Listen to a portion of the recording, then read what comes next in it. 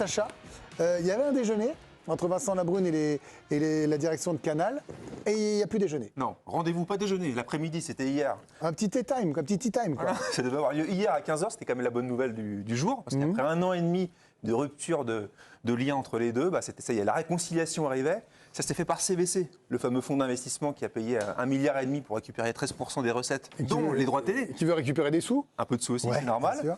CVC a repris langue avec Maxime Sada et Canal+. On a convenu d'un rendez-vous qui devait avoir lieu hier à 15h l'après-midi, sauf qu'à midi, le journal Le Monde dégaine un article avec des déclarations de Vincent Labrune, dont une qui a fait très mal à Canal et à Maxime Sada, celle qui expliquait que Canal avait refusé de s'aligner sur le montant d'Amazon. Or, le deal d'Amazon de juin 2021, c'est ce qui fait trembler Canal et agace Canal depuis maintenant 3 ans. Canal+ n'a pas souhaité s'aligner sur la proposition d'Amazon à ce montant. Les clubs étaient dans une situation financière très difficile à cette époque. Il était vraiment à 70 millions d'euros près. C'est la fameuse déclaration que vous venez de citer. Moi, ça me paraît dingue quand même. Qu'on se retrouve à nouveau dans cette situation pour encore une histoire de vexation. Parce que, en fait, tout ça, je ne sais pas si ce n'est qu'une histoire d'ego, de vexation. On est au-delà de ça. Histoire d'argent, quand même. Ouais, il y a de l'argent dedans. Mais enfin, ça me semble très amateur, là, ce qui est en train de se passer. Trop de déclarations. C'est un expert de communication, Vincent Labrune, vous savez, son passé, attaché de presse pendant des années de France Télévisions, de Jean-Luc Delarue notamment. Donc on est un peu surpris que sur ce sujet-là, qui est très sensible, il s'aventure. Comme ça, il aurait pu un peu balayer, botter en touche sur ce sujet-là. Là, il explique que Canal n'a pas joué le jeu comme il fallait, alors que du côté de Canal, on explique qu'ils n'ont pas pu s'aligner parce que ça a été voté par la Ligue sans que Canal connaisse le montant misé par Amazon. On rappelle 250 millions pour 80% des matchs, dont les 10 meilleures affiches de la saison. Quand Canal, on lui réclamait de payer l'ancien contrat à 332 millions pour seulement 2 matchs. Ça, c'est toujours pas passé. Plus cher pour 4 fois moins de matchs. Voilà, grosso modo. On paye plus pour moins. On payait un tiers de plus pour 4 fois moins de matchs. C'est là, aujourd'hui, la situation de Canal, partenaire historique. Il y a quand même quelque chose d'assez dingue, c'est qu'on est passé du milliard aux 500 millions.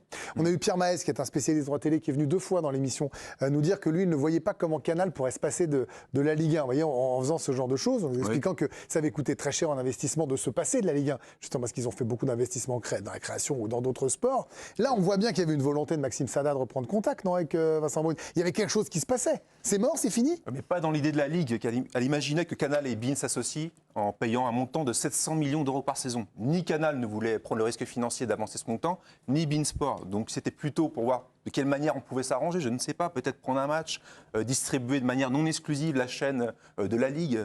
Mais peu importe, il n'y a même pas eu un début de discussion. Donc on ne peut pas imaginer ce que Canal avait en tête. Elle a d'autres droits, elle a un nouveau feuilleton qui va arriver pile en face de la Ligue 1, c'est la nouvelle formule de la Ligue des Champions, avec plus de matchs et un feuilleton qui va jusqu'en janvier pour la première phase.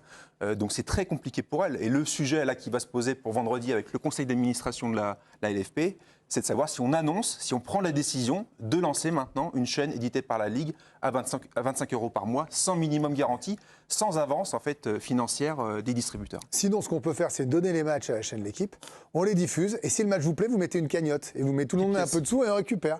Ce genre de choses. Mais là, je plaisante à moitié, mais au chapeau. Non, mais il y a des applications maintenant pour payer au spectacle. Certains matchs, vraiment chez Olivier Bossard. Oui, j'ai une question pour Sacha. J'ai l'impression que le problème, il devient un petit peu personnel entre Vincent Labrune et Canal+. On a l'impression que ce qui cristallise un peu tout ça, c'est lui. Et on voit que CVC commence même à intervenir et à prendre contact. Ça, c'est pas bon pour lui, alors. Mais non, c'est pas bon pour lui. À prendre contact avec Canal+, est-ce que si lui se mettait un peu en retrait, est-ce que ça pourrait avancer un petit peu mieux du côté d'un deal final? Il y a eu une erreur de Vincent Labrune hier, mais auparavant, Canal considérait qu'il était l'un des responsables, mais pas le seul. Simplement parce que le deal voté en juin 2021 qui fait rentrer Amazon aux dépens de Canal+, il est voté par l'ensemble des présidents de Ligue 1. Donc pour Canal, c'est Vincent Labrune et les présidents de Ligue 1. La déclaration de Nicolin dans l'Équipe il y a quelques jours n'a pas aidé. Canal+ veut apparemment tuer le foot français. En fait, personne ne va dans le sens d'une réconciliation avec Canal, et Canal ne va pas faire d'efforts non plus, surtout avec ce type de déclaration. On est à 2 jours du CA de la Ligue. Nous, on a essayé de contacter un maximum de présidents. Certains nous ont gentiment répondu en disant non, on n'est pas dispo. Alors voilà, problème d'agenda, ce sont des choses qui arrivent. Mais en tout cas, ils nous ont gentiment répondu. Pour d'autres, silence radio d'ici le prochain conseil d'administration vendredi. Il va se passer quoi vendredi là? On saura.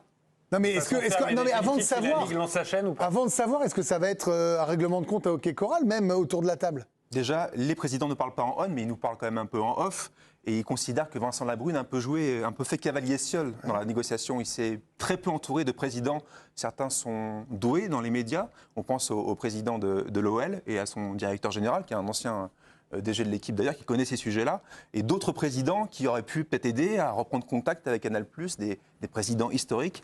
Il n'a pas souhaité le faire. Peut-être qu'ils vont le signaler à Vincent Labrune, mais c'est un peu tard. Hein. On est à moins de 2 mois du début du championnat. Donc là, effectivement, il va falloir acter quelque chose. Mais oui, on va savoir ou pas? Il a raison, Sam. Est-ce qu'on va savoir? A priori, il va falloir que Vincent Labrune et ses équipes se mouillent et prennent une décision, qui soit votée ou pas par le conseil d'administration. Mais ça semble... on ne voit pas d'autre issue, honnêtement. Parce que de toute façon, vendredi, quand ils vont sortir, tous les micros des chaînes seront là pour savoir. Non, c'est en visioconférence. Ah oui, c'est vrai qu'ils sont en visio. Le conseil oui, mais enfin, d'administration... on peut quand même avoir Vincent Labrune quand même, qui fait une déclaration. On peut quand même imaginer que la situation dans laquelle est le foot français de club, il y a quand même une réaction, non? Les dernières déclarations, ça ne l'a pas aidé. Donc peut-être qu'il va garder le silence et se concentrer sur le lancement de la chaîne de la Ligue de manière la plus urgente possible. Parce que dans 4 minutes, on va suivre l'entraînement des Bleus. Je tiens à vous le dire. Mbappé s'entraîne à part. Vous êtes formidable, vous êtes dans le timing nickel. Mais ça veut dire quoi cette chaîne à 25 €? Elle existe vraiment? Parce que moi, j'entends plein de gens me dire non, ils iront jamais. C'est pour montrer qu'ils sont capables de le faire au cas où. Et à un moment, si Canal dit non et non, il n'y a pas d'autre choix que de croire que ça peut marcher. Il faut lancer, s'il n'y a personne en face, il faut lancer une chaîne, 25 € par mois, peut-être pas sur le cycle qui a été annoncé, 2024-2029. Sur un an? Ça peut être une solution de secours sur un an, pour le temps de se retourner, de retourner voir tout le monde et renégocier à un prix raisonnable. On a vu dans les colonnes de l'équipe par Étienne Moati qu'ils avaient encore refusé une offre de DAZN à 400 millions d'euros par saison. DAZN qui était à 550 il y a 6 mois. Il y a 500 au début d'année, 500 millions, qui avait été aussi écarté par la Ligue, cette offre-là. Il n'y avait pas une petite remontée à 550 en dernier push? Bon, vous savez quoi? On ne va pas chipoter. On va pas chipoter pour 50 millions d'euros près, puis il y a les droits à l'étranger. En fait, on se dit que... C'est la bonne nouvelle, ça. Hein. Ouais. On est double, on passe de 80 millions à 160 millions. Les clubs sont sûrs d'avoir 160 millions d'euros par saison, mais seulement pour les clubs qui ont disputé la Coupe d'Europe ces 3 dernières saisons. Donc les petits, ceux qui ne jouent pas l'Europe, ils sont vous parlez du président Nicolas qui a 70% de son argent qui vient des droits télé. Il n'a pas joué de Coupe d'Europe, il ne touchera pas cet argent-là. C'est un exemple. Philippe Diallo, le président de la fédération, a annoncé que certains pourraient déposer le bilan. Donc c'est quand même une situation de crise pour la plupart, en tout cas des petits clubs de Ligue 1. Vous êtes plutôt optimiste ou c'est impossible de donner une tendance, Sacha? J'étais très pessimiste jusqu'à hier. Le mouvement de Canal+ m'a à la fois surpris et m'encourage à penser qu'il pourrait y avoir un petit rabibochage de dernière minute.